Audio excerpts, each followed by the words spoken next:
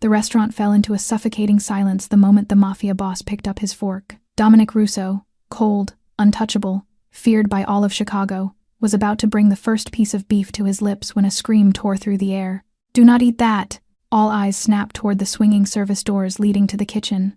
A little Asian girl stood there, frail, trembling, her clothes soaked from the rain. Her long black hair was tangled, her cheeks pale from the cold, but her eyes, those dark brown eyes, were filled with absolute terror. She stumbled forward, nearly tripping over her own feet. "Please, sir," she gasped, pointing at his plate. "Do not eat that. Please do not eat it." Dominic's men instantly reached for their guns. Customers ducked beneath their tables. No one dared to speak, but the 36-year-old mafia boss raised his hand, stopping everyone. "Why?" he asked, his voice low, dangerous. "How do you know what is in my food?" The little girl's lips trembled. "Because," she whispered, "because I saw the man who prepared that poison bottle." A wave of shock rippled through the room. Dominic's jaw clenched. The fork froze inches from the plate. His men exchanged glances. No one dared to breathe. And then the little girl said something that made even the blood in the youngest mafia boss in the city run cold. "I saw him kill a stray dog with it yesterday. Just a few drops, and the dog didn't even make a sound." In that moment, the most feared man in Chicago realized this was not just a simple assassination attempt. This was a message, a warning, and the key to everything was standing right in front of him, barefoot and shaking. Stay with me until the end of this story, because what the mafia boss discovered next would turn the entire underworld upside down. Before we continue, if you are enjoying this story, take a moment to hit that subscribe button and turn on notifications so you never miss another video. Drop a like if you want to know what happens next, and share this with someone who loves a good mystery. Now, I have a question for you. Where are you watching from right now? Leave a comment below and let me know how far this story has traveled. I read every single comment, and it means the world to me to see viewers from all around the globe. Now, let us get back to the story. The Russo's restaurant had stood on the corner of 5th and Madison for more than 40 years, an empire built on blood and silence, its darkened windows shielding every curious glance from the outside world as two men in black suits stood guard at the entrance with faces carved from stone, asking nothing, explaining nothing, forgiving nothing. Inside, oil paintings worth hundreds of thousands of dollars hung on oak-paneled walls, while crystal chandeliers cast warm golden light over tables dressed in pristine white linens, and waiters moved like shadows, serving dishes crafted by a chef who had once cooked for European royalty. This was not merely a restaurant, it was the throne of the Russo family, a place where agreements were sealed in whispered conversations, where blood debts were settled over glasses of fine wine, where enemies entered but never returned. Tonight was supposed to be perfect. Only a few hours earlier, Dominic Russo had finalized the greatest deal of his career. $5 million worth of weapons would pass through the Chicago docks by morning, enough firepower to equip a small army. The Detroit syndicate had agreed to every term. The money had been transferred into a secret Swiss account, and the Russo territory was poised to expand by 3 more districts, pushing back rival families weakened by years of internal war. At 36, Dominic Russo was the youngest mafia boss in the history of Chicago, ruling the largest territory with the most loyal soldiers and more enemies wishing him dead than he could count. Yet he accepted that burden as the unavoidable cost of power. He sat at the central table of the restaurant, a strategic position from which he could see every entrance and exit, surrounded by the men most loyal to him, men willing to die in his place without hesitation. Barolo wine from 1978 filled their glasses. Laughter and celebratory toasts rose through the room. Everything was flawless, every security measure meticulously taken. The restaurant closed to the public, with only invited guests allowed through its doors, and Chef Tommy Ricci, who had served the Russo family faithfully for 15 years, remained as trusted as the walls themselves. There was no reason to worry, no reason to suspect anything at all, and then the girl appeared.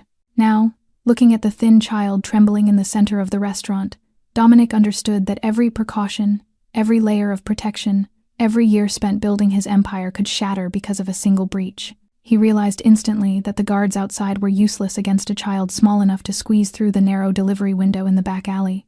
Someone had infiltrated the circle closest to him.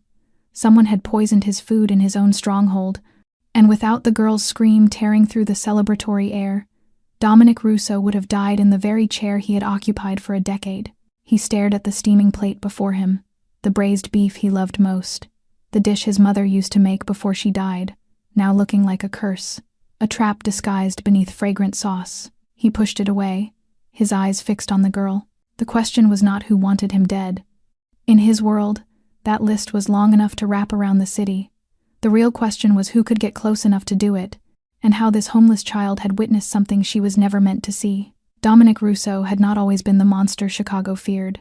12 years earlier, he had been a third-year law student at Columbia University in New York, hundreds of miles from Chicago, and an entire world away from his family's criminal empire. He had excelled academically, ranking among the top 5 in his class, admired by professors for his sharp debating skills and unmatched logical mind. Dominic dreamed of becoming a prosecutor, a defender of justice, a man who would put people like his father behind bars.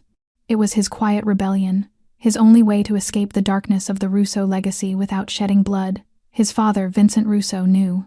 The old man scoffed whenever he heard of Dominic's achievements. "Let him play lawyer," Vincent would tell his men. "Russo blood cannot be denied. He will come home eventually." Dominic despised that sentence. He swore he would prove his father wrong. He would graduate, join the prosecutor's office, build a life with clean hands, and never return to Chicago. Never. But fate had its own way of mocking human promises. That winter, Dominic's eldest brother, Michael Russo, was ambushed on his way home from a meeting.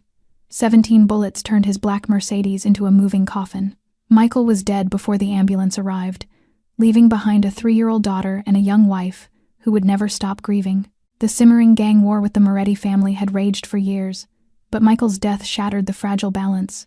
Vincent Russo called Dominic at 3 a.m, his voice frozen like steel. "Come home. Now." It was not a question or a request. It was a command. Dominic remembered standing in his dark dorm room, phone pressed to his ear, staring out at the snow falling over New York. He could have refused. He could have hung up, continued his life, pretended the Russo family did not exist. But he thought of Michael, the brother who had taught him to ride a bike, who had shielded him from their father's beatings, who had always said Dominic was the brightest of them all and deserved a better future. Dominic returned home the next morning. He never went back to Columbia. Vincent wasted no time, training him relentlessly, turning the former law student into a machine built for violence. Dominic learned to shoot before he could forget constitutional law, learned to torture before he could forget the face of the professor who once praised him, learned to look at death without blinking before he could forget his own dream of justice. 9 years ago, Vincent Russo died of lung cancer, a diagnosis he kept hidden until the end, and on his deathbed, he gripped Dominic's hand with his final words. "I turned you into a monster, but it was the only way you would survive.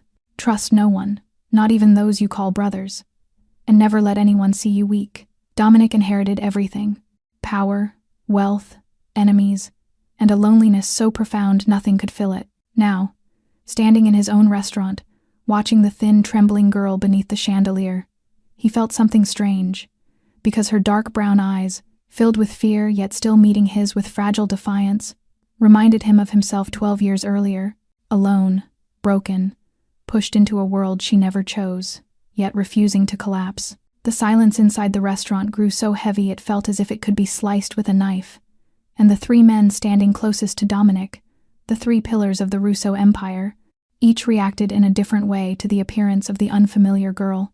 Tony Valenti was the first to speak. At 38, Tony was the underboss of the Russo family, second only to Dominic, and the 2 of them had grown up together on the rough streets of Chicago's South Side, stealing bread from the same corner shop and fighting the same neighborhood kids, and Tony remained the only man in the world who dared look Dominic Russo in the eye and say things no one else would. His sharp-boned face tightened as he studied the girl from head to toe, suspicion flickering in his gaze as if he were staring at a bomb that might explode at any moment. "Boss," Tony said in a low, guarded voice, "this could be a trap. Someone may have sent her to distract us. We should remove her immediately." Standing behind Dominic like a silent shadow was James Sullivan, known throughout the underworld as Ghost. At 34, Ghost had become a legend among assassins, not because he had killed many, though his hands had ended more than 50 lives, but because of how he did it, without a sound and without a trace, leaving victims aware of their fate only when it was too late to scream. He said nothing, yet his right hand had already slipped inside his jacket where a concealed pistol waited, his ice-gray eyes fixed on the girl, assessing, calculating, ready to act at the slightest nod from Dominic. To Ghost, She was not a child. She was a potential threat, and he had been trained to eliminate threats in the fastest, cleanest way possible. In stark contrast to Ghost's lethal calm, Nathan Park trembled like a leaf caught in a storm. At 31, Nathan was the financial genius behind every laundering scheme the Russo family depended on.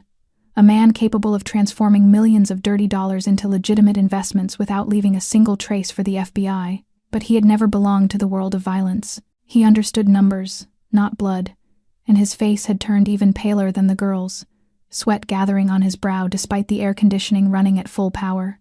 "We should call the police," Nathan stammered, his voice shaking, "because if someone truly tried to poison the boss, this is a criminal matter and the police should handle it." Tony shot him a look of disdain.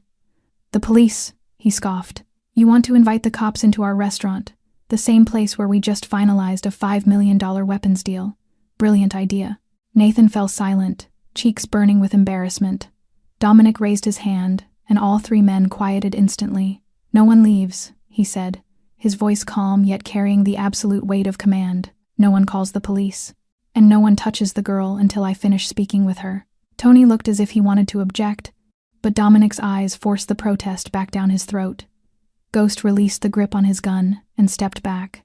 Nathan let out a shaky breath, relieved that at least no one was about to die in the next few minutes. Dominic walked toward the girl, each step echoing against the marble floor like the beat of a war drum.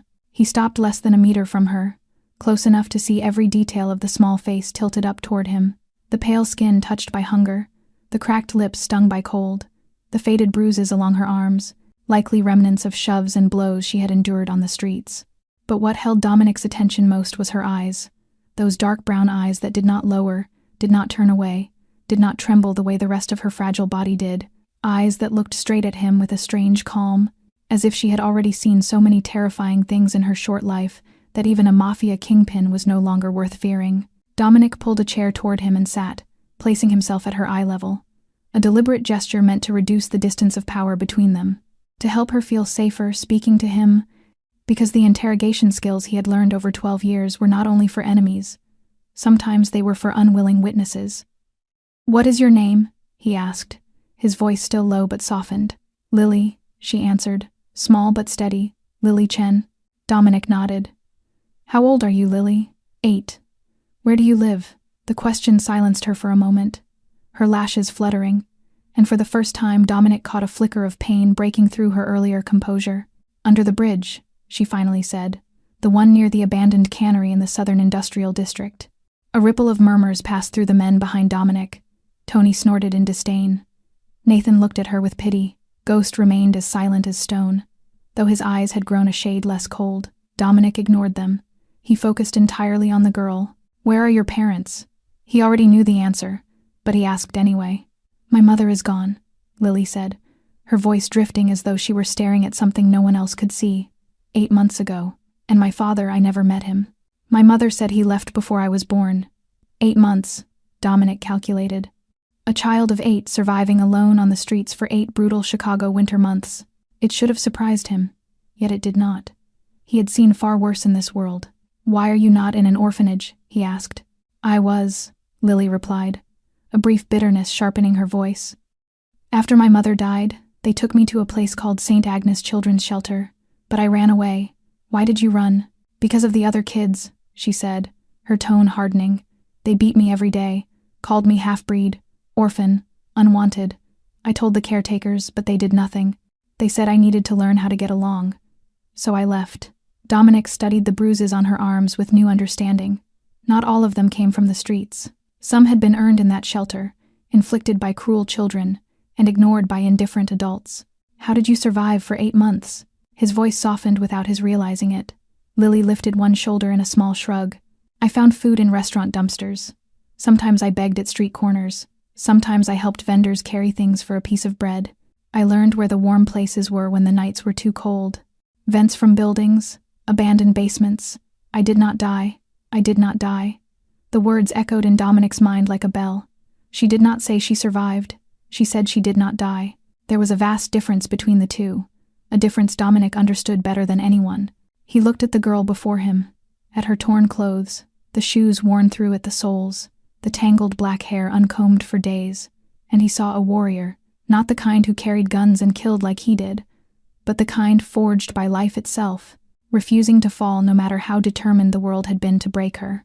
"There is one more thing I need to know," Dominic said, steering the interrogation back to its core. "Why did you save me? Do you not know who I am?" "I know," Lily replied instantly without hesitation. "Everyone on the streets knows who you are. Dominic Russo, the Mafia boss. They say you are dangerous. Then why save me?" Lily tilted her head slightly, as though the question itself were strange. "Because no one deserves to be killed while eating dinner," she said simply. "Not even someone dangerous." And Dominic Russo, a man who had ordered dozens of deaths without blinking, found himself at a loss for words before the answer of an 8-year-old child. Dominic drew in a slow breath, forcing himself back to the urgency of the moment, because although the girl's answer had unsettled him in ways he did not expect, this was not the time to contemplate the philosophy of an 8-year-old child.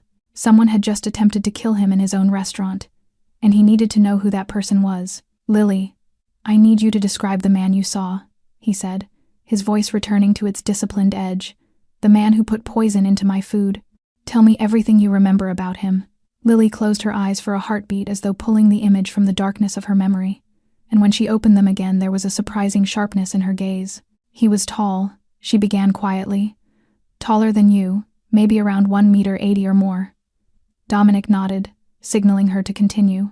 "His hair was brown," she said, lifting her small hands to indicate the sides of her head, but there were silver strands near his temples, not fully gray, just scattered like salt mixed with pepper. The level of detail was startling for a child, but Dominic did not interrupt. His eyes were blue-gray, Lily continued, cold, like dead fish, and his nose was crooked in the middle as if it had been broken once and healed the wrong way. With each detail the girl spoke.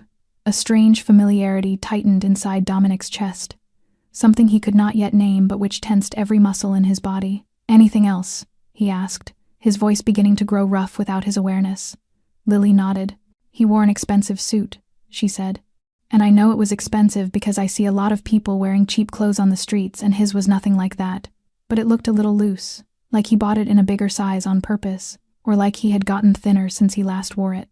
Dominic swallowed hard, the familiarity pressing harder now, twisting itself into the beginnings of fear, an emotion he thought he had buried long ago. "Anything distinctive?" he asked again, and this time his voice trembled faintly. Lily thought for a moment, then nodded slowly. "Yes," she said softly. "There was a scar." Dominic felt his heart stutter. "Where?" he whispered. "On his left hand," Lily explained, lifting her own hand to show him, pointing at the space between her thumb and index finger. "Right here, a long scar like a knife cut, healed long ago but still very clear. I saw it when he held the bottle of poison." Dominic's face drained of color. Tony noticed immediately and stepped closer, worry clouding his eyes. Ghost shifted as well, instinctively positioning himself in readiness to protect the boss, and even Nathan stopped trembling long enough to stare at Dominic in confusion. "Anything else?"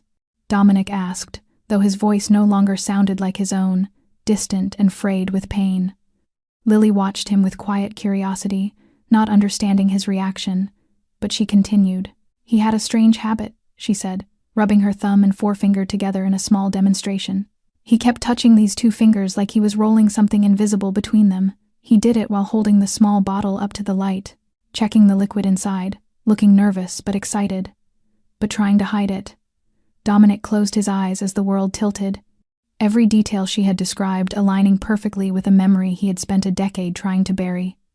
A memory shaped by height, by the color of the hair, by the coldness of the eyes, by the crooked nose, by the restless rubbing of two fingers when tension rose, and by the scar Dominic himself had carved with the jagged edge of a broken bottle in the disastrous night 10 years ago. "Boss," Tony said cautiously, his voice tight. "You know this man, don't you? Who is he?" Dominic did not answer.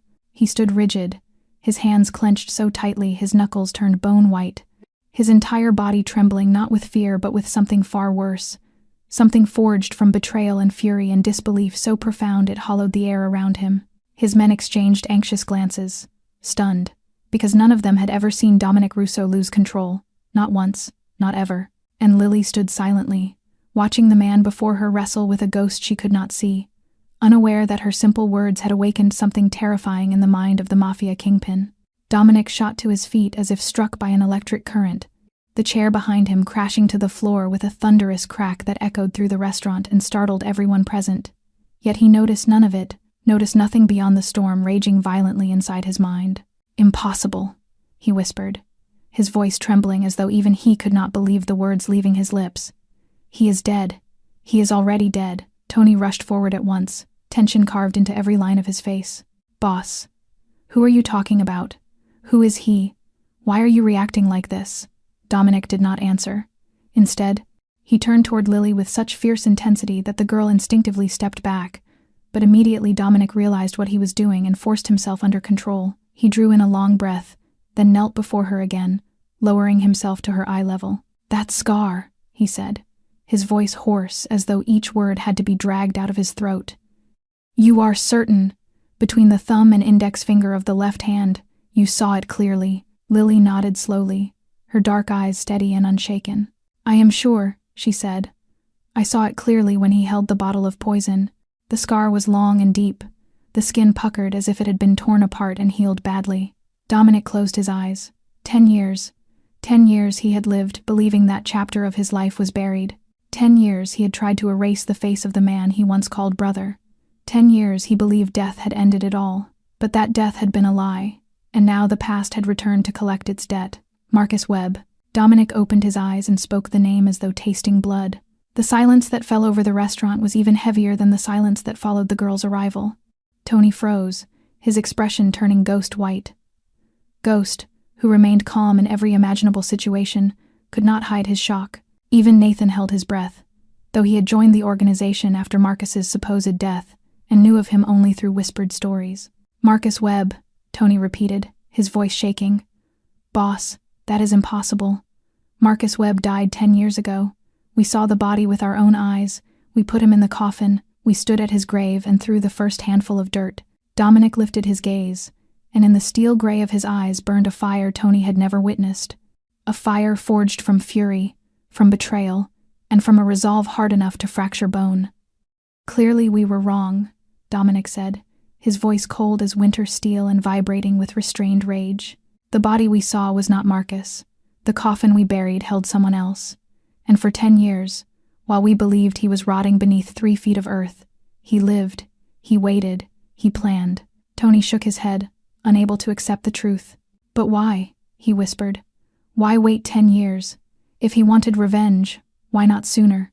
Dominic looked down at the girl standing silently before him.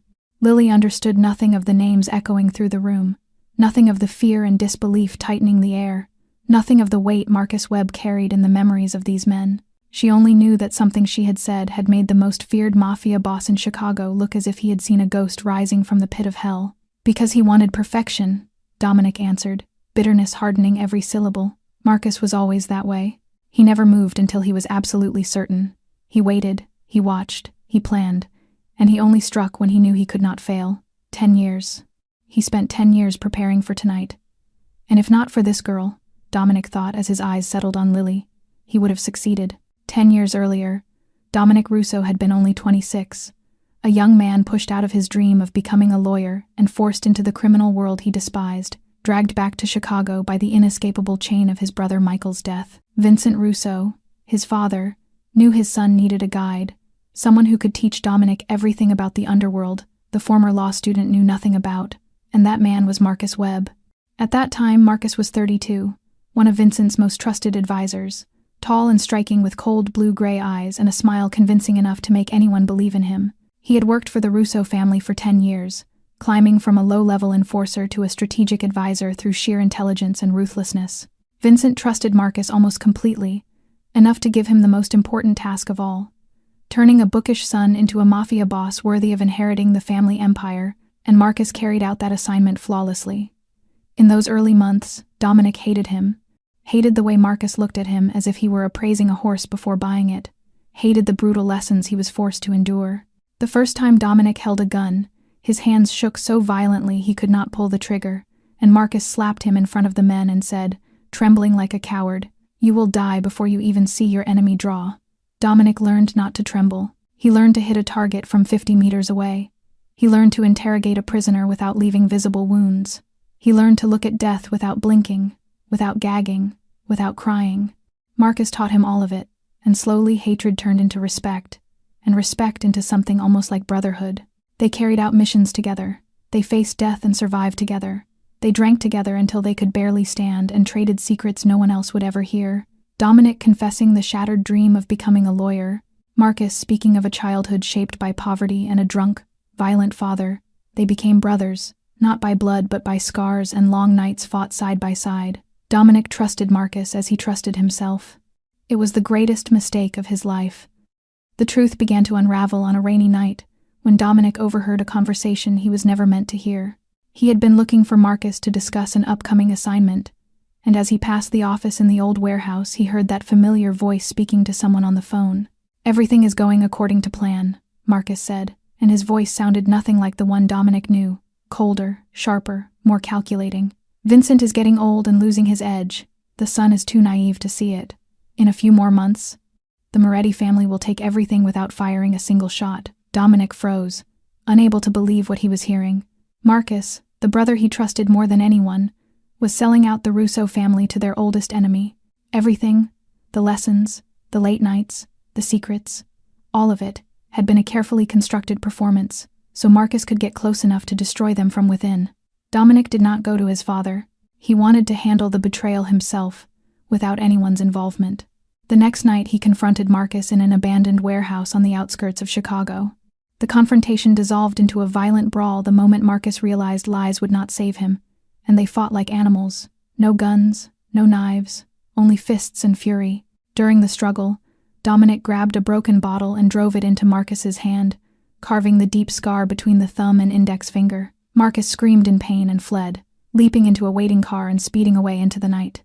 Dominic pursued him. The chase lasted 20 minutes along the empty highways after midnight, and then, on a sharp curve, Marcus's car lost control, slammed into a concrete barrier, and exploded into a tower of flame. Dominic stopped and watched the inferno consume everything, stood there for an hour as firefighters extinguished the blaze and pulled from the wreckage a charred, unrecognizable body. The funeral was held 3 days later. The coffin closed because the corpse was too damaged, and Dominic stood by Marcus Webb's grave, threw the first handful of dirt into the earth, and told himself this was the end. The betrayal had been answered, the past buried. But now, 10 years later, standing in his own restaurant and listening to the thin girl who had described Marcus Webb with impossible precision, Dominic understood a terrifying truth. The body in the burning car had not been Marcus. The accident had not been an accident. The death had not been a death. The entire scene had been another performance, more elaborate than anything Marcus had done before. And for 10 long years, while Dominic believed he had won, Marcus Webb had been out there somewhere, watching, waiting, and preparing for tonight. While Tony and Ghost were busy contacting every connection across the city to verify information about Marcus Webb, Dominic remained with Lily in a quiet corner of the restaurant, needing time to absorb what had just unfolded. And strangely, the child's presence offered him a calm he could not explain, perhaps because she was the only person in the room who wanted nothing from him. Not power, not money, not protection, simply sitting there in a chair far too big for her small frame, her feet dangling several inches above the floor. "Tell me about your mother," Dominic said, his voice softening in a way that surprised even him, and the girl studied him as though trying to understand the reason behind the question. Then, deciding there was no danger in speaking of the person she loved most, the words began to flow like a river breaking its banks. "My mother's name was Mai," Lily said, her voice turning distant as though she were looking into a world only she could see. "Mai Nguyen. She came from Vietnam, from a small village in the central region whose name I cannot remember. She came to America 20 years ago when she was 18, with nothing but a small suitcase and $100 in her pocket. She did not speak English, had no friends, no family, but she said she was not afraid because she had decided that no matter what happened, she would build a better life."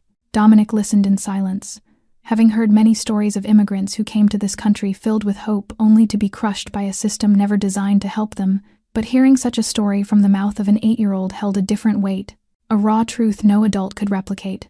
"My mother worked in a nail salon in Chinatown," Lily continued. 12 hours a day, 6 days a week, coming home with aching hands from filing nails for dozens of people, the smell of chemicals clinging to her clothes and hair no matter how many times she showered, yet she never complained. She said it was the price so I could go to school, so I could eat well, so we could have a roof over our heads. Lily paused, her dark eyes filling with a thin sheen of tears, though she did not cry, merely blinked them back the way someone who had learned far too early how to swallow pain kept doing. My mother used to sing to me before bed, she said softly, Vietnamese songs whose words I did not fully understand, but I loved her voice. She said they were songs her own mother had sung to her, and her grandmother before that. She said music was how the women in our family stayed connected, even if they were thousands of miles apart or no longer alive. Something tightened in Dominic's chest. He thought of his own mother, gone when he was 10, who had also sung to him, Italian lullabies passed down through generations, melodies he had long forgotten beneath layers of blood and violence. Then my mother got sick, Lily said, her voice dropping. 8 months ago, she began coughing a lot, coughing up blood. I begged her to go to the hospital, but she said we had no money, the salon did not offer insurance, and she had no legal papers to apply for help. And when she could no longer stand, I called an ambulance. They took her to the hospital and said she had late-stage lung cancer. Lily drew a trembling breath. They said she had only a few weeks left, but she did not stay. She told them to bring her home because if she had to die, she wanted to die there, with me beside her, not alone in a cold hospital room among strangers. So she came home, and I took care of her. I cooked porridge even though it never tasted as good as hers. I read to her though I was slow. I sang to her the songs she had taught me though I did not remember all the words. And one night, while I was holding her hand, she stopped breathing. Lily's voice wavered, though the tears still did not fall. She went very peacefully, she said. She even smiled before she closed her eyes. She told me I was the best thing in her life, and that she would always be with me even if she was not here anymore. Dominic said nothing, because he could not. And for the first time in many years, the coldest mafia boss in Chicago felt something inside the walls around his heart begin to crack. Dominic let the silence linger for several more seconds, honoring the pain the girl had just laid bare. Yet he knew he could not spend the entire night drowning in emotion, because Marcus Webb was still out there, and every passing minute was another advantage handed to the enemy. He needed information, and the girl sitting before him might be the key to unlocking the entire plot. Lily, he said gently but firmly, I know this is difficult, but I need you to focus. You said yesterday the man tried to poison you. Can you tell me exactly what happened? What you heard? What you saw? Lily nodded slowly, the sharp concentration he had noticed earlier returning to her eyes. Yesterday around midday, she began. I was under the bridge, the place I usually sleep because it has a roof and not many people come by. I was trying to nap when I heard footsteps. I thought it was the police coming to chase me away again, so I hid behind a pillar and watched. But it wasn't the police.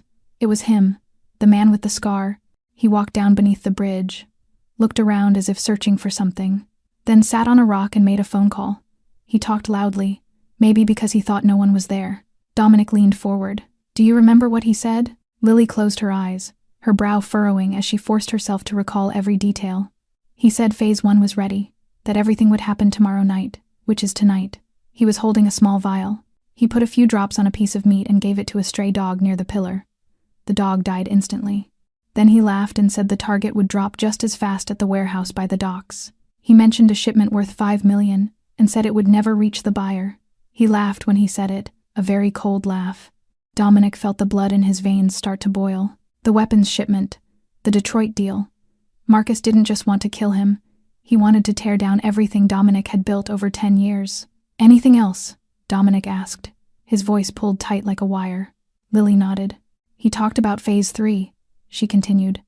I didn't understand all of it, but he said after the target was eliminated and the shipment destroyed, there would be a meeting with important people. He used the word takeover. He said it was time to take over what should have been his long ago. Dominic rose to his feet and began pacing, his mind racing as he assembled the pieces. Phase 1 was killing him with poison, disguising it as a natural death such as a heart attack or food poisoning. No signs of violence, no proof of foul play, just a mafia boss collapsing unexpectedly in his own restaurant. Phase 2 was sabotaging the $5 million shipment at the docks, a disaster that would not only cost the Russo family a massive sum, but also obliterate their credibility with Detroit. And in the underworld, failing a deal meant losing respect, and losing respect meant losing power. Phase 3 was the takeover. And in the chaos after Dominic's death and the destruction of the weapons deal, Marcus would appear, backed by the Moretti family, declare leadership, and devour everything the Russo family had built.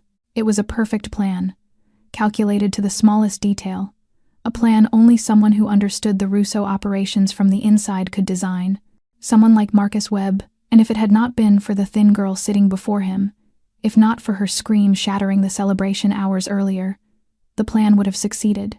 Dominic Russo would be dead, the shipment destroyed, and Marcus Webb would already be sitting in this very chair, drinking to his victory. Dominic stopped pacing and turned toward Lily, who still sat quietly in the oversized chair, her dark eyes following him with a mixture of curiosity and caution, and in his mind a decision had already taken shape, one he knew would spark argument, but he no longer cared. "Lily stays here," he declared, his voice carrying the weight of an order that allowed no debate. "She does not leave this restaurant until I say it is safe." Tony moved toward him at once, tension etched hard across his face. "Boss, I need to speak with you.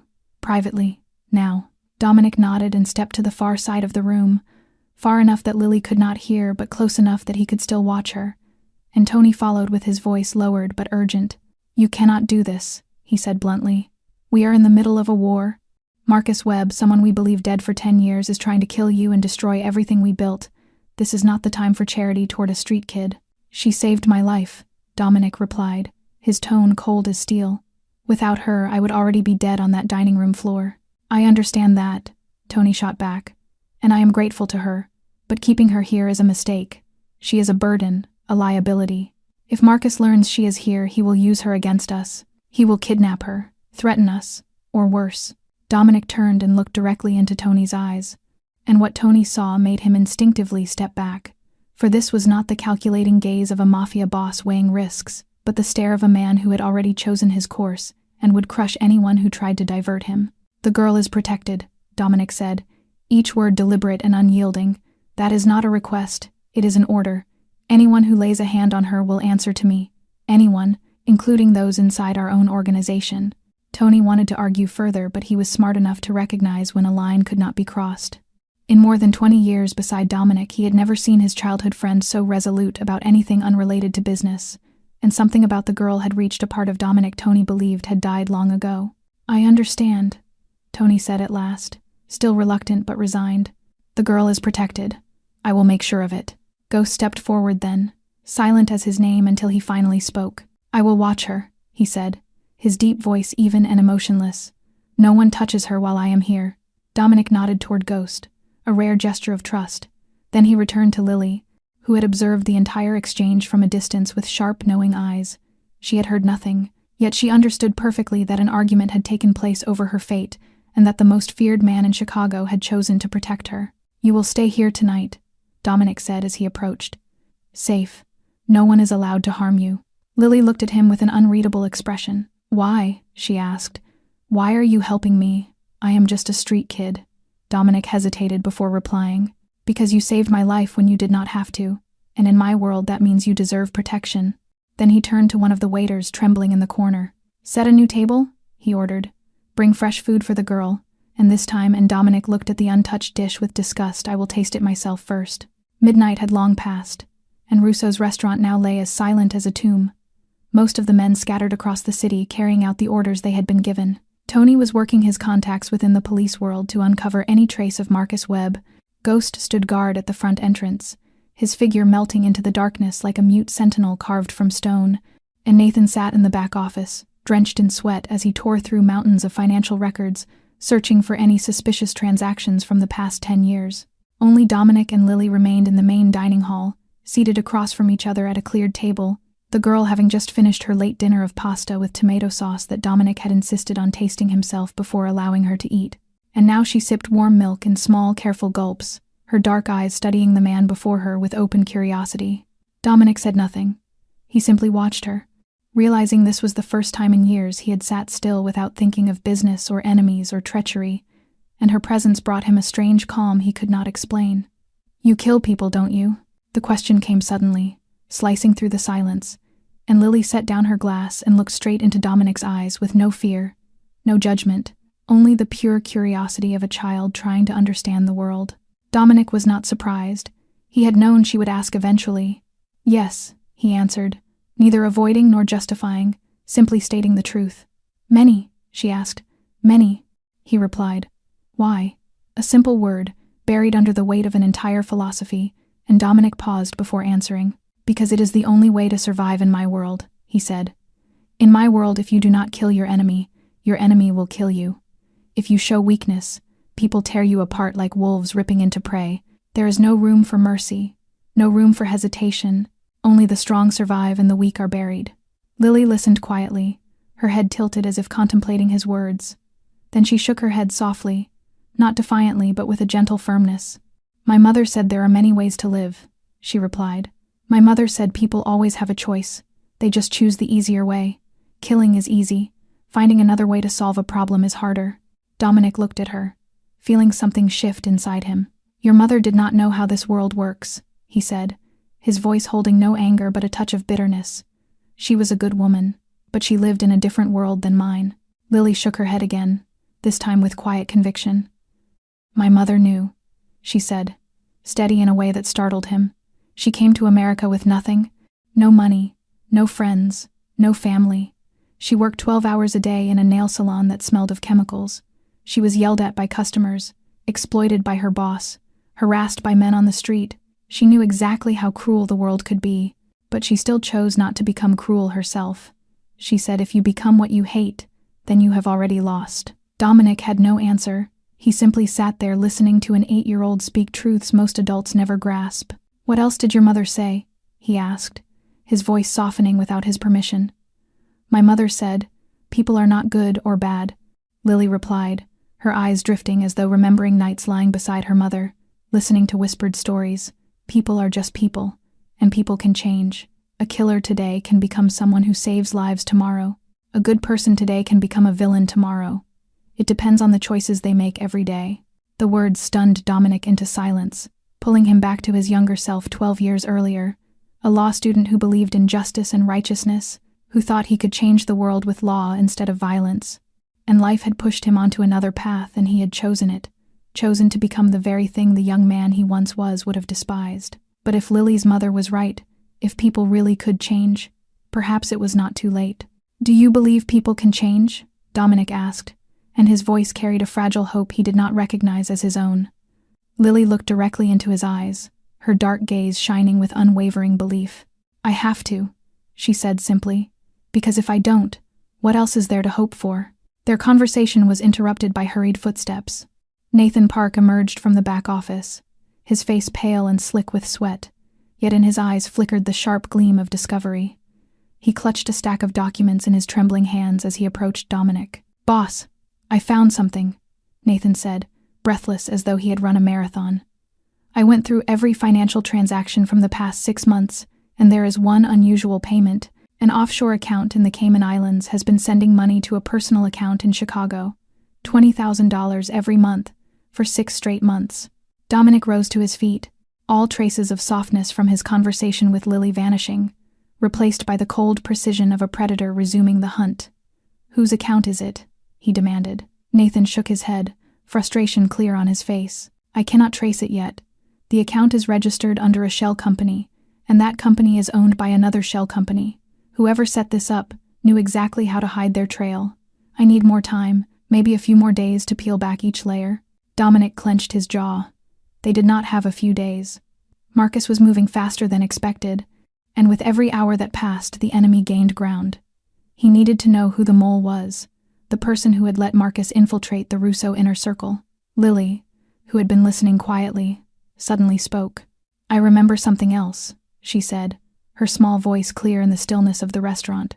Yesterday, when he was talking under the bridge, he mentioned a name. Dominic turned sharply, his eyes brightening. What name? He asked, stepping toward her. Lily closed her eyes, trying to recall the exact words she had heard, her face tightening with concentration, and after several long seconds she opened her eyes. Tommy, she said.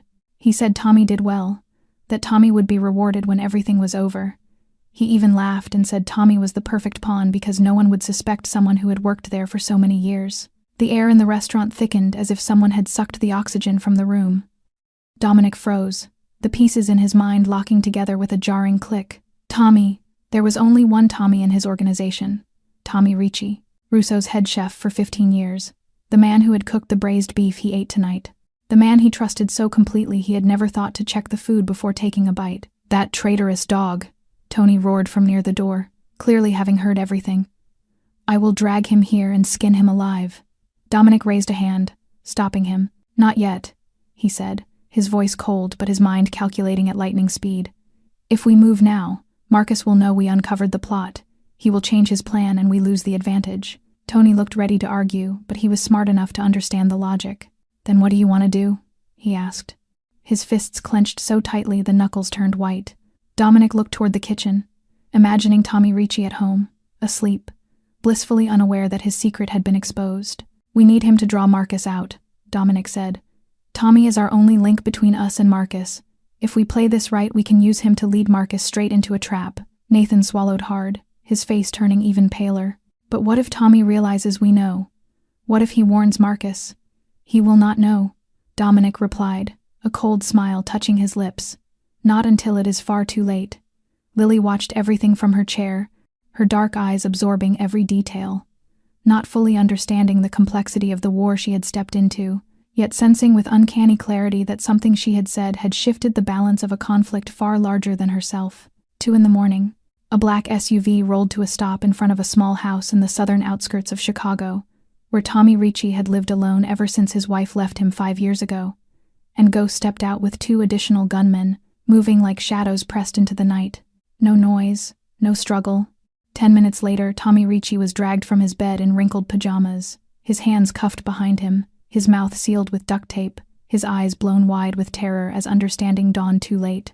They brought him to the basement of Russo's restaurant, a room few even knew existed, its thick concrete walls soundproof, its absence of windows complete, a single bulb casting a pale yellow glow over a metal chair bolted to the floor, the place where traitors were brought to answer questions, and where no one ever left without speaking the truth. Tommy was thrown into the chair, still bound, and when the tape was ripped from his mouth, he immediately began screaming. "What is happening?" he cried. "What did I do? Why are you doing this? I have served the Russo family for 15 years. 15 years. Dominic stepped out from the shadows, his face carved from ice, his steel-gray eyes devoid of anything human, and he said nothing at first, only stood there watching Tommy the way one might study something vile crawling across the floor. The silence stretched, hollow and suffocating, until panic overtook Tommy entirely and he began to shake, sweat streaming down his face despite the bitter cold of the basement. "Boss, I don't understand," he stammered. "Why am I here? What did I do?" Dominic looked down at him, his voice cold and devoid of pity. The moment the girl screamed, "I ordered Ghost to review the surveillance footage from the kitchen for the last 2 hours. Do you want to see what we found?" He slipped a hand into his jacket, pulled out a photograph, and tossed it onto Tommy's lap. It was a still frame from the restaurant's security cameras, showing Tommy in the kitchen holding a small vial tipped over a plate of food.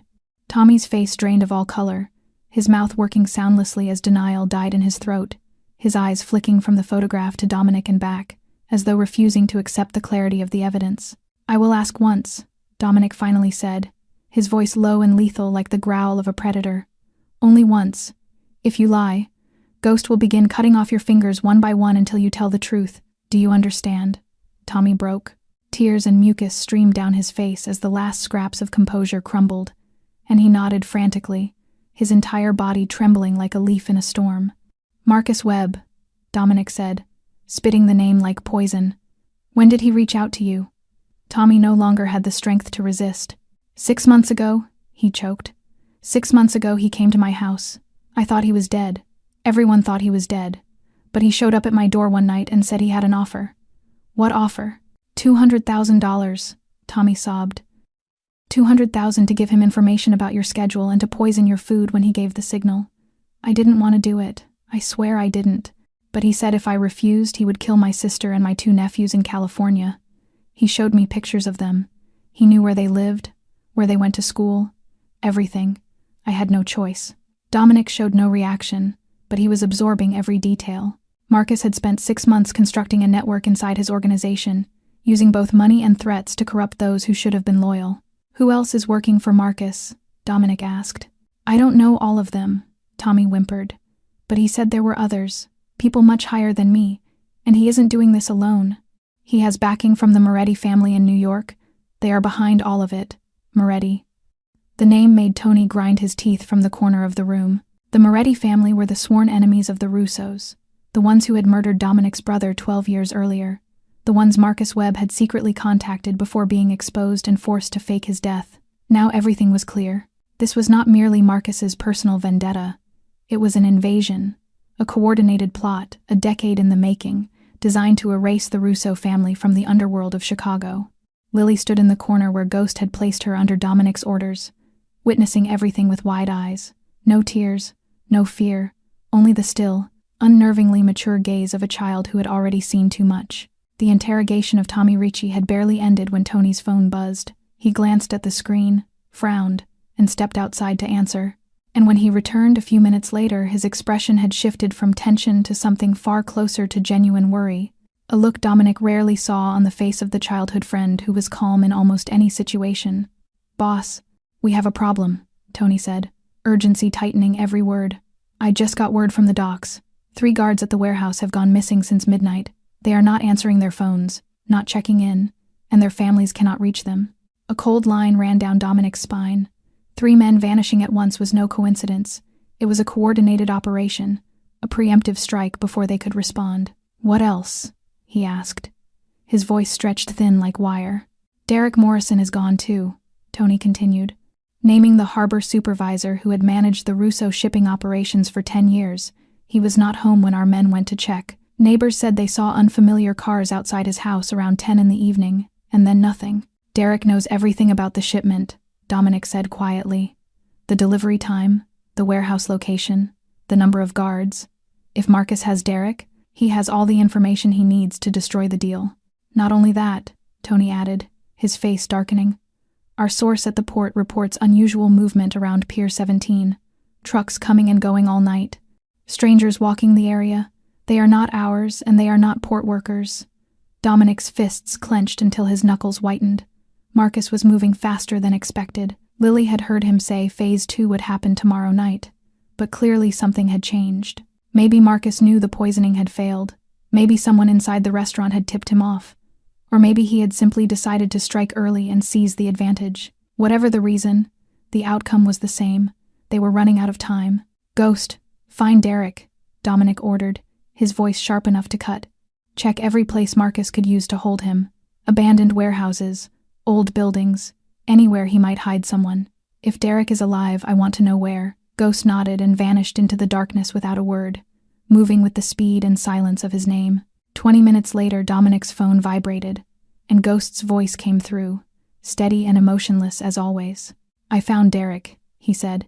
"He is being held in an abandoned warehouse in the southern industrial zone, about 2 miles from the cannery. He has been tortured, but he is alive." "What condition is he in?" Dominic asked. "Bad," Ghost replied. "They have been working on him for hours, but he can still talk, and he has information." "What did he say?" "Marcus has a base here," Ghost answered. "An abandoned shipyard on the eastern waterfront. He has around 15 to 20 gunmen, and they are preparing for a major strike. Derek says they planted explosives in our warehouse. If they are not disarmed, the $5 million shipment will be ash within hours." Dominic closed his eyes, drawing a long breath to contain the fury rising inside him. Marcus did not simply want him dead, he wanted everything Dominic had built to burn, reducing the Russo empire to ash before claiming the throne for himself. There was no time left. Dominic opened his eyes, and in the cold steel of his gaze was the resolve of a man prepared to burn the world down before letting it take what was his. "We move tonight." Dominic called an emergency meeting in the restaurant's main dining room. Tony and Ghost had just returned after delivering Derek into trusted hands. Nathan was still trembling but steadier than before, and a small group of the most reliable gunmen gathered around the large table where a map of the harbor lay spread out, its key positions marked in red ink. Tommy Ricci remained handcuffed in the basement, guarded by 2 men, awaiting whatever fate Dominic chose for him. "We have 3 objectives," Dominic began, his voice cold and precise, the voice of a commander laying out a battle plan before a decisive war. "First, neutralize the explosives at the warehouse. Tony, you take a team of 5 to the docks, find every device they planted, and disarm them. The $5 million shipment cannot be touched." Tony nodded, a sharp light of resolve cutting through his features. "Understood. We will make sure the warehouse is secure." "Second," Dominic continued, "we use Tommy as bait. We will force him to call Marcus, tell him I am dead and that everything unfolded exactly as planned, but that there is one small complication Marcus must resolve personally. He will request a meeting to discuss the next steps. Marcus is cautious, but he is also arrogant. If he believes I am gone, his guard will drop. That is when we strike. Ghost spoke, his deep, steady voice breaking the tense silence. The location of the meeting? The abandoned shipyard on the eastern waterfront, Dominic replied. It is Marcus's stronghold, the place where he feels safest. He will never expect us to walk straight into his den. Third, Dominic let his gaze sweep across the grim faces around him. I will lead Ghost and 5 men into an ambush at the shipyard.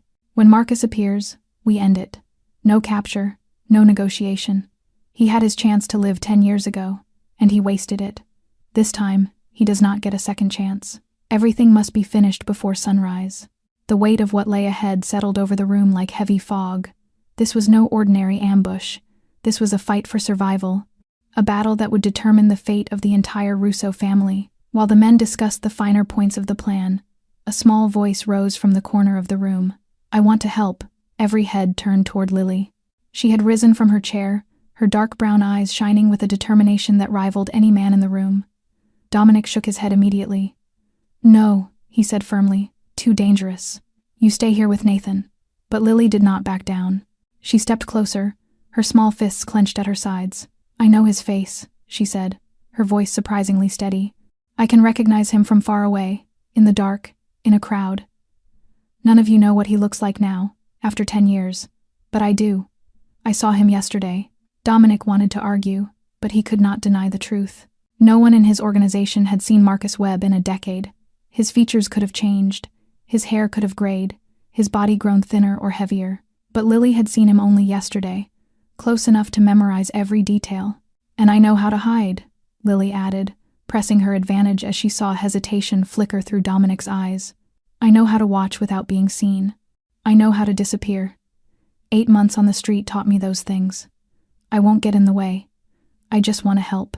Dominic looked at the girl, at the fierce courage burning in those dark eyes, a courage different from the reckless bravado he often saw in grown men. This was the bravery of someone who understood danger intimately and still chose to stand up to it. All right, Dominic said at last, ignoring Tony's look of immediate protest. But you stay in the armored car, 200 meters away from the meeting point. You do not leave that vehicle under any circumstances unless I say so. You follow every command without exception. Understand? Lily nodded hard. I understand. Dominic turned back to his men and ended the meeting with a command no one dared question. We leave in 30 minutes. Prepare yourselves. 3 o'clock in the morning, the abandoned shipyard on Chicago's eastern waterfront lay silent in the darkness like a sleeping beast, its rusted steel frames rising into the night like the skeletal remains of giants, the air carrying a heavy mix of salt water and old engine oil that clung to the ruins of what had once been a birthplace for great ships and was now only a graveyard of a vanished age. Dominic and his team had been in position for 20 minutes. Ghost settled high on a steel girder with a sniper rifle cradled in his arms as his cold gray eyes swept every corner of the yard through the infrared scope, while 5 other gunmen waited behind rusting containers and abandoned machinery, ready to fire at the slightest command. Dominic stood in the shadow of an old control cabin where he could watch everything without being seen, and 200 meters away, the armored vehicle waited behind a crumbling warehouse. Lily seated inside with 2 guards, her dark brown eyes fixed on the live camera feed with the steady concentration of someone far older than 8. The call with Tommy had been made an hour earlier, the frightened cook performing convincingly under Ghost's threat as he told Marcus that Dominic had died from the poison and that everything had gone exactly as planned, though there was one small issue requiring Marcus's personal attention, a sum of money to be exchanged and a few details of Phase 2 that needed confirmation. And Marcus, true to Dominic's prediction, agreed to meet, his arrogance eclipsing caution. Now the sound of engines broke the stillness as 3 black SUVs rolled into the shipyard, their headlights sweeping through the ruins like great searching eyes before they stopped in the open space, where Tommy stood waiting with his hands raised to show he carried no weapon. The doors opened, and roughly a dozen armed men stepped out, forming a perimeter as their hard gazes combed the shadows, and then Marcus Webb emerged. 10 years had aged him in unmistakable ways, the brown hair nearly white at the temples just as Lily had described, the lines carved deep into his face by bitterness and time, his tall frame thinner now, and the expensive suit hanging too loosely on shoulders that had once carried power easily. Yet his cold gray-blue eyes remained unchanged, and the familiar motion of rubbing his thumb and forefinger together when tense had not left him.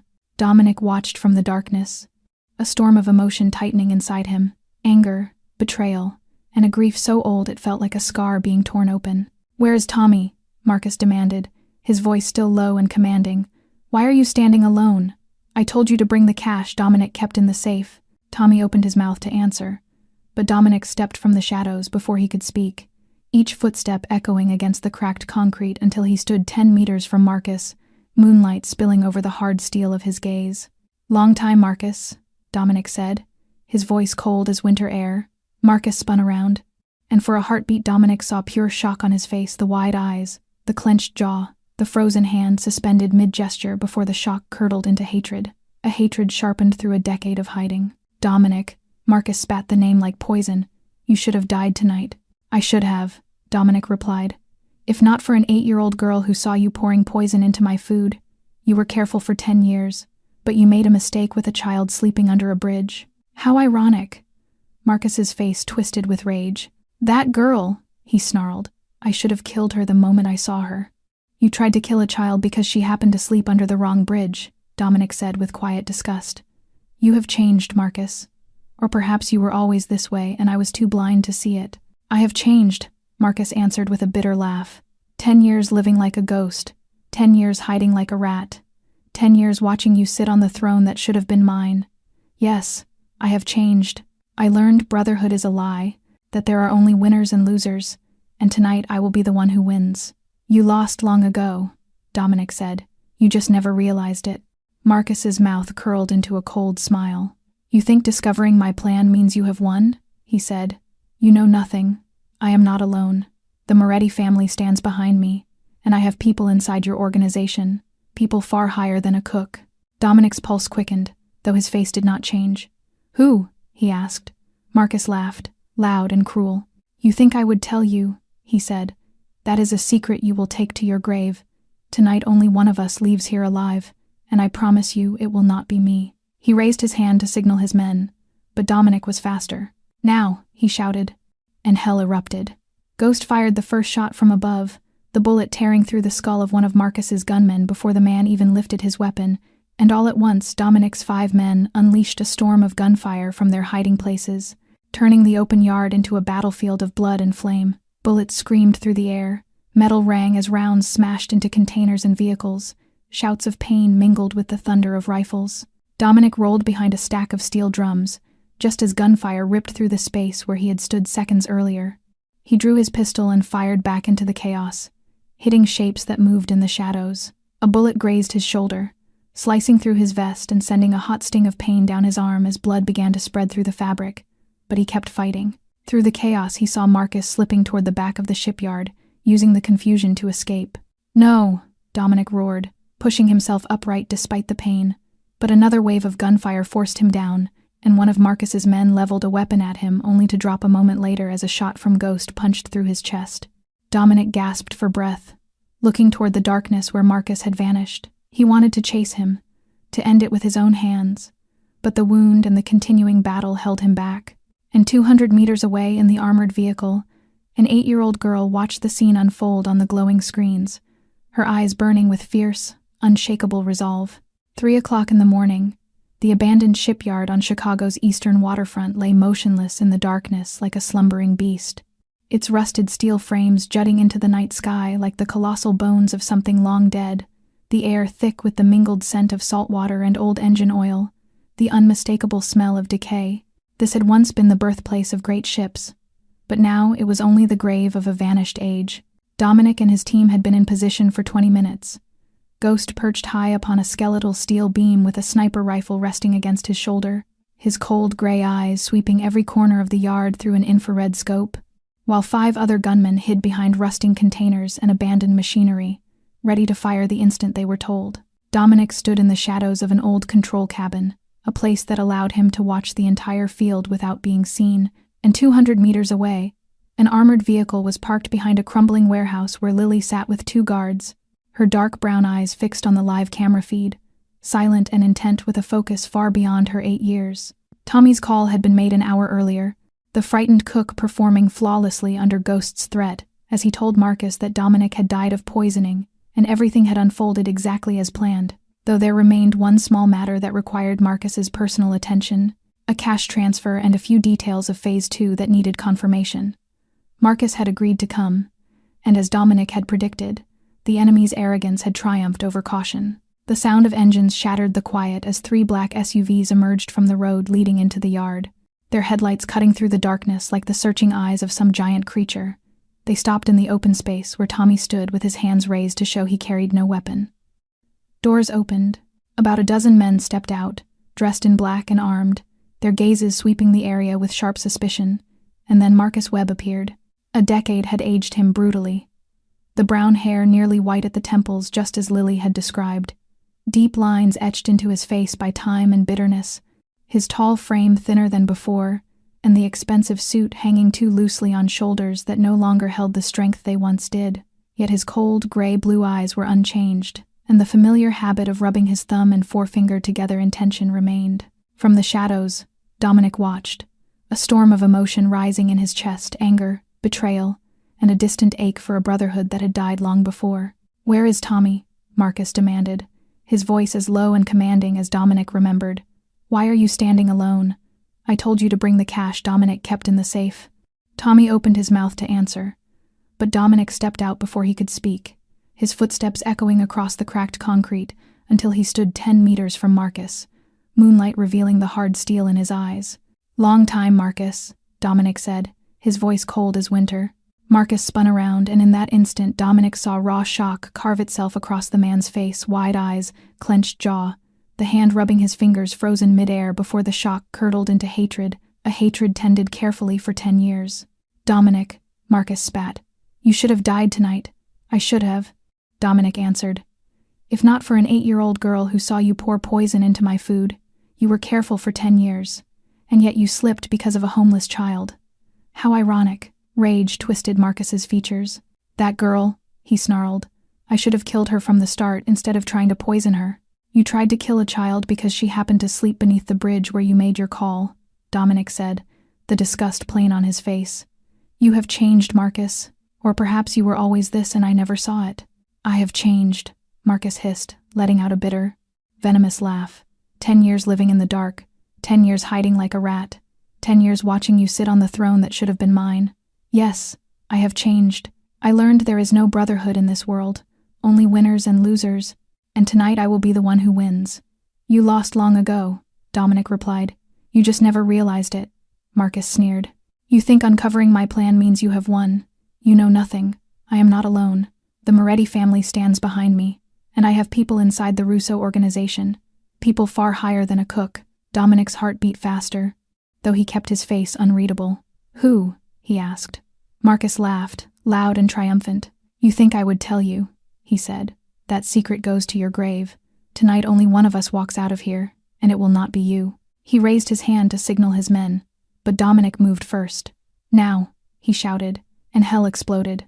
Ghost fired the first shot from above, the bullet smashing through the skull of one of Marcus's gunmen before the man could lift his weapon, and Dominic's 5 men answered with a rain of gunfire from their hiding places, turning the open yard into a blood-soaked battlefield. Bullets shrieked through the air, metal screamed as rounds tore into containers and vehicle frames, the shouts of the wounded mixing with the thunder of rifles. Dominic rolled behind a stack of steel drums as gunfire ripped the space he had stood in seconds earlier. He drew his pistol and fired into the chaos, hitting shapes that flickered through the shadows. A bullet grazed his shoulder, tearing fabric and burning flesh as blood spread warm beneath his vest. But he did not stop. Through the storm he saw Marcus slipping toward the back of the shipyard, using the confusion to flee. "No," Dominic roared, forcing himself upright despite the pain. But another burst of fire drove him back down, and one of Marcus's men leveled his weapon at Dominic only to drop as a single shot from Ghost pierced his chest. Dominic gasped and looked toward the darkness where Marcus vanished, wanting to chase him, to end this with his own hands, but the wound and the continuing firefight held him in place, and 200 meters away, inside the armored vehicle, an 8-year-old girl watched everything unfold, her eyes bright with fierce resolve. Lily saw it all on the camera feed. The eruption of gunfire, the bodies falling, Dominic wounded in the shoulder, and most importantly, Marcus Webb slipping away into the shadows behind the factory like a rat fleeing to its hole. No one followed him. Dominic was injured and pinned down. Ghost remained in position, providing cover, and the others were fighting for their lives. Marcus was going to escape, and if he escaped tonight, he might vanish for another decade or forever. Lily remembered Dominic's words from their late-night talk. Sometimes the most important person is the one everyone overlooks. No one noticed a child. No one believed an 8-year-old could matter in a war among grown men. But being overlooked was her greatest power. The decision came in an instant. She glanced at the 2 guards, waited for a moment when they turned toward a small explosion on the screen, then quietly opened the far side door and slipped out. The door closed with barely a whisper, unnoticed until the men turned back and found her seat empty. The night outside was cold enough to cut through bone, the wind from Lake Michigan carrying the scent of brine and weed. But Lily had survived colder nights during the past 8 months on the streets. A little wind was nothing compared to letting Marcus Webb get away. She moved fast and silent, her street-forged skills guiding her steps as she glided across trash heaps and rusted scrap without a sound, slipping from shadow to shadow, becoming invisible the way the streets had taught her, be unseen or be caught. And being caught meant danger. Lily circled behind the factory, following the direction Marcus had run. Her eyes scanned the darkness until she spotted him. Marcus Webb running toward the docks, his tall, lean figure stark under the thin moonlight, a slight limp betraying an injury, yet his pace astonishing for a man of 42. Lily followed at a safe distance, hidden behind containers and crumbling machinery, her heart pounding not from fear but from determination, from the need to prove she was not a burden, that she could help the man who had protected her when no one else had. Marcus reached the pier and stopped beside a small boat moored there. Clearly a contingency plan, an escape route prepared long before tonight. He jumped aboard and began untying the ropes with frantic motions. Lily paused behind an old lamppost 30 meters away. She knew she could not stop him. She was just a child, unarmed, too small to pose any threat, but she had her eyes, and her memory. She studied the boat carefully, imprinting every detail. It was a medium-sized motorboat, painted white with a navy blue trim, the name The Serpent, written in black across the hull beneath the railing, a name she whispered silently to herself so she would not forget. She also memorized the registration code on the bow, the mix of letters and numbers visible even under the faint dock lights. The engine roared to life, echoing across the empty harbor as Marcus steered the boat away from the pier and toward the dark expanse of Lake Michigan. Lily stood watching until the vessel became a shrinking speck swallowed by the night. She could not stop him, but she had the information that could lead Dominic to him. She turned and ran back toward the factory, toward Dominic, carrying in her mind the name of the boat and the direction the enemy had fled. The gunfight ended with victory tilted toward Dominic, though it was a bloody, hollow kind of triumph, the kind that left more ghosts than relief. 8 of Marcus's men sprawled lifeless across the ruined shipyard, 2 more wounded badly enough to be taken alive for questioning later, while Dominic had lost 3 of his own and 4 others bled from varying degrees of injury, and Marcus Webb, the one target the entire operation had revolved around, had escaped. Dominic was sitting on a steel drum, a gunman wrapping the wound in his shoulder, when Lily emerged from the darkness with the 2 guards, who were supposed to watch her scrambling behind, pale with terror at the reprimand they knew was coming. But before Dominic could raise his voice, she spoke first, breathless and bright-eyed with a pride that made her seem taller than she was, saying she knew where he went, that he had boarded a boat named The Serpent, registration number Illinois 3725, heading south into Lake Michigan. Dominic jolted upright, ignoring the stab of pain in his shoulder, stared at her in disbelief, then turned to Ghost and ordered him to contact every connection they had along the shoreline, Coast Guard, fishermen, anyone with a boat, and the skill to track a motor vessel, The Serpent, Illinois 3725, southbound, find out where it lands. Ghost nodded and immediately stepped aside to make a flurry of calls. Tony approached Dominic then, his gaze shifting to Lily with a new kind of respect that had never touched his face before, murmuring that the kid had guts and that he had underestimated her. But Dominic did not answer, only looked at Lily standing in the cold with dirt on her clothes, her bare feet trembling slightly and her dark brown eyes glowing with the quiet pride of a small warrior who had completed her mission, and in that moment Dominic understood she had saved his life twice in a single night. They returned to Russo's while the sky was still dark.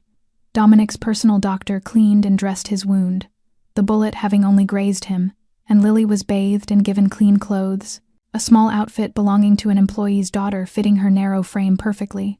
Nathan Park, who had remained at the restaurant during the battle, finally emerged with news, his face pale and his eyes carrying something like dread, as he told Dominic he had traced the offshore account, that he knew who received the payments from Marcus. Dominic felt something cold tighten inside his chest as he asked who it was, and Nathan swallowed hard as if speaking the name might doom him, explaining that the offshore account was registered under a shell firm called Westfield Holdings, owned by another company, which was owned by another, an intricate maze designed to hide the true identity behind the chain.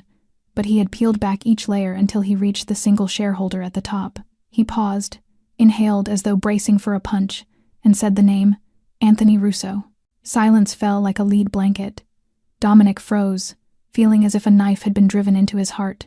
Anthony Russo, his uncle, his father's younger brother, the man who had held him the day he was born, who had taught him to ride a bicycle, who had wept like a broken man at Vincent's funeral and vowed to protect the Russo family.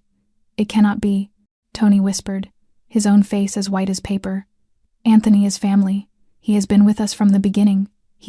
Dominic cut in, his voice raw and low, reminding him that Anthony had always opposed Dominic being chosen as heir, that Anthony had a son of his own, Michael Jr., whom he always believed deserved the throne, and suddenly every fragment clicked into place with brutal clarity. Anthony had helped Marcus fake his death 10 years ago. Anthony had supplied him with inside information ever since. And Anthony had waited until Dominic reached the height of his power, so that his fall would create the largest possible vacuum. All the family dinners, the warm advice, the reassuring embraces, all of it was a lie. Anthony had looked Dominic in the eye for 10 years, smiled, called him his dear nephew, while silently planning to plunge a blade into his back. Marcus's betrayal had hurt. Anthony's blood deep, familial, intimate hurt, 1,000 times worse. From her corner, Lily watched Dominic, the strongest man she had ever known, fight a pain no bullet could inflict. She stepped toward him and placed her small hand on his arm, saying nothing, simply offering the warmth of her presence in the freezing storm around him. "Are you okay?" she asked softly. Dominic looked down into her dark, worried eyes and realized that while bloodkin had betrayed him, a child he had met by chance on the street was the only one who truly cared. "I do not know," he answered honestly, "but I will do what must be done." 2 days later, the news came from Milwaukee. The boat named the Serpent had been intercepted by Dominic's men as Marcus attempted to slip across Lake Michigan toward Canada. He was captured alive and brought back to Chicago in silence. No police, no lawyers, no witnesses beyond the few men who carried him. Marcus Webb was taken to the basement of Russo's, the same place where, a decade earlier, he had taught Dominic how to break an enemy. Now he sat tied to the same steel chair, his face bruised from the struggle but his cold gray-blue eyes still sharp with defiance. Dominic stood before him with no soldiers at his side, no gun in his hand, only 2 men who had once called each other brothers facing one another for the final time. They spoke not torture, not threats, just 2 men talking about the past, about what had been lost, about the choices that had carved the road that led them here. Marcus did not beg for his life. He knew it was useless. He asked for only one thing: that Dominic leave his wife and children in California untouched.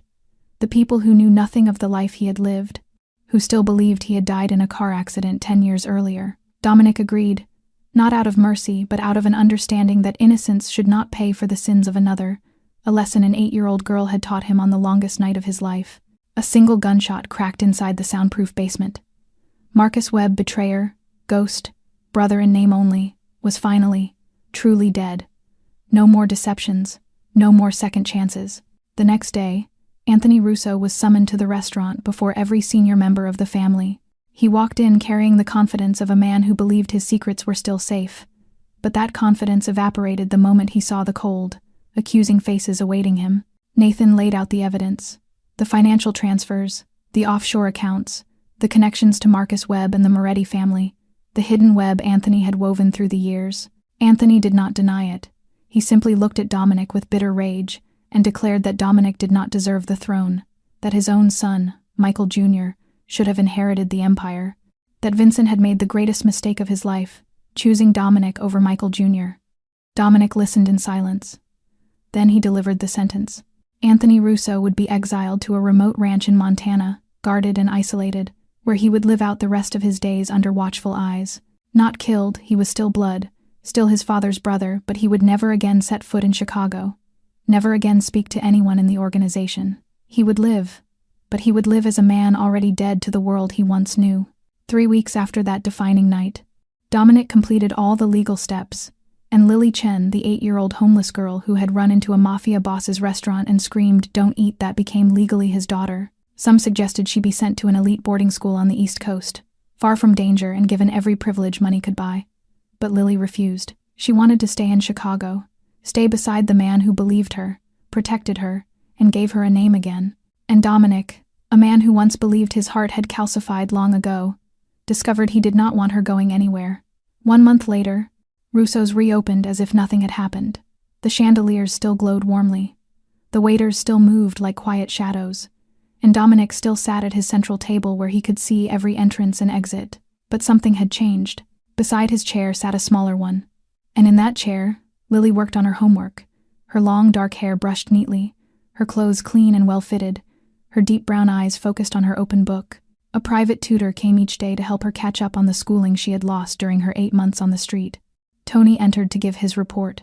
The weapons shipment had been delivered successfully to the Detroit partners. The Moretti family, losing their key pawn, now sought peace. The Russo territory was expanding faster than ever. Dominic nodded as he listened, though his eyes occasionally drifted to the girl beside him, and within his steel-gray gaze there was something new, a warmth no one had ever seen before. When Tony left, Lily lifted her head from her book. "Mr. Dominic," she asked, "do you believe people can change?" Dominic looked at her, looked into the deep brown eyes that had once held terror and now carried peace and hope, and he answered honestly, "I did not before, but now, maybe I do." Lily smiled, the first truly bright smile she had worn since her mother died. "My mom said that," she whispered. "She said good people can do bad things, and bad people can do good things.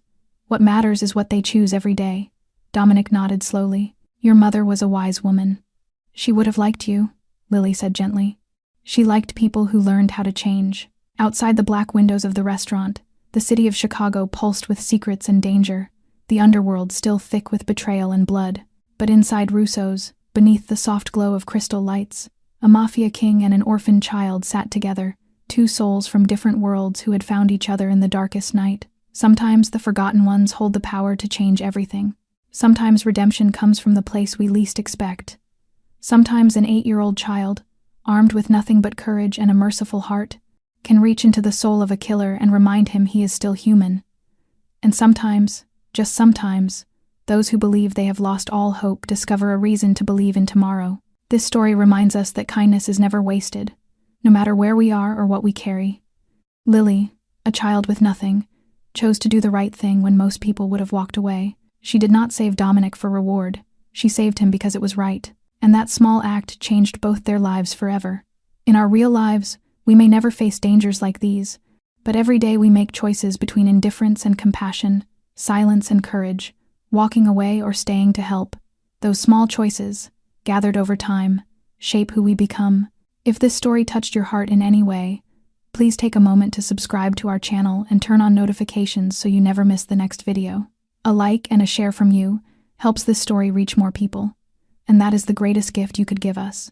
I would love to know how this story made you feel. Which character moved you? Which moment stayed with you? Have you ever had to choose between your own safety and doing what was right? Share your thoughts in the comments. I read every one, and I look forward to hearing the voice of your heart. Thank you for staying with me until the end. I wish you health, joy, and gentle days ahead. And remember, no matter how hard life gets, there is always something good waiting for you on the other side. Goodbye, and I will see you in the next video.